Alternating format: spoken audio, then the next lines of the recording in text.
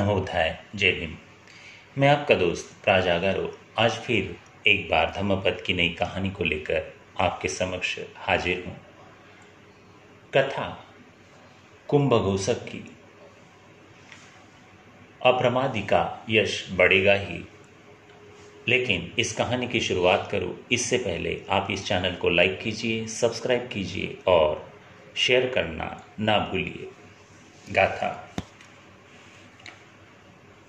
उट्ठाणवतो सतीमतो सूचीककम्म सनिकम्म साकारिनो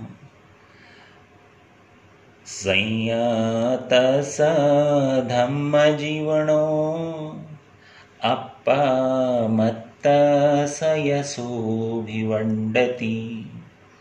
अर्थात उद्योगशील, जागरूक, पवित्र कर्म करने वाले, सोच विचार कर काम करने वाले, संयमी, धर्म के अनुसार जीविका चलाने वाले अप्रमादी व्यक्ति का यश खूब बढ़ता है। सुनते हैं कथा कुंभघोषक की। राजगृह में एक नगर सेठ रहता था। एक बार वहां भीषण प्लेग फैल गया। सेठ सेठानी भी उसकी चपेट में आ गए। मृत्यु आया देख उन्होंने अपने बेटे कुंभघोषक को समझाया कि वह उनकी चिंता छोड़ दे तथा राजगृह छोड़कर चला जाए। हमने जमीन में 40 करोड़ का शार्पन फला जगह गाड़ रखा है। तुम अभी तुरंत वापस जाओ। जब काफी समय बीत गया तब तथा सभी कुछ ठीक हो जाए तभी आना। कुंभघोषक ने माता पिता की बात मान ली और नगर के बाहर चला गया। उसके माता पिता दुनिया से चल बसे। 12 साल बीत गए। कुंभघोषक ने राजगृह वापस आने की सोची। विचार किया कि अभी तुरंत पहुंचकर अगर गड़े हुए धन को निकाला उपयोग करने लगूंगा तो राजा को संदेह हो जाएगा और संभव है कि वह धन जब्त कर ले या मेरी हत्या करा दे। यह सोचकर उसने गांव में चौकीदार की नौकरी कर ली। चौकीदार के रूप में वह आवाज लगाता था, उठो, खेती का समय हो गया है, दुकान खोलने का समय हो गया है, आदि आदि। राजा ने जब उसकी आवाज सुनी तो अपने सिपाहियों से कहा कि वे जाकर उस उद्घोषक के विषय में पता लगाए, क्योंकि यह आवाज किसी करोड़पति की ही हो सकती है, किसी साधारण व्यक्ति की नहीं। सिपाही कुछ भी पता नहीं लगा पाए, पर राजा अड़ा रहा कि यह वाणी किसी धनी व्यक्ति की ही हो सकती है। अतः राजा की दासी ने सत्य का पता लगाने की जिम्मेदारी ली।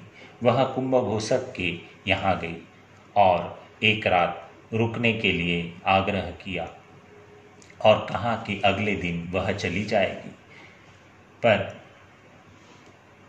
किसी न किसी बहाने वहां रुकी और अपना प्रस्थान टालती गई। इस बीच राजा ने घोषणा की कि वह एक उत्सव का आयोजन कर रहा है और उसमें सारी जनता को सहयोग करना है। कुंभघोषक के पास पैसे नहीं थे,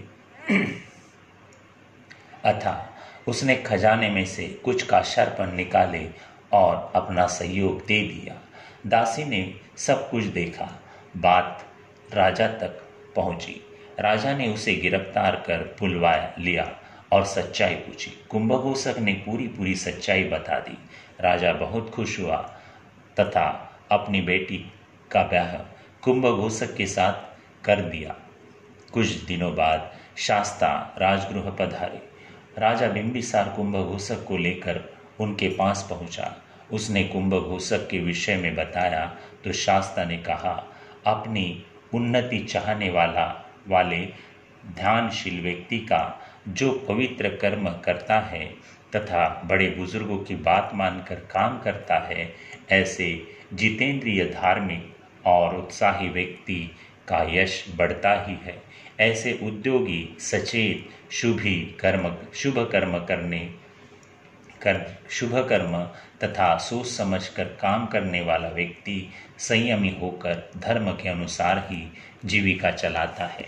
साधु साधु साधु।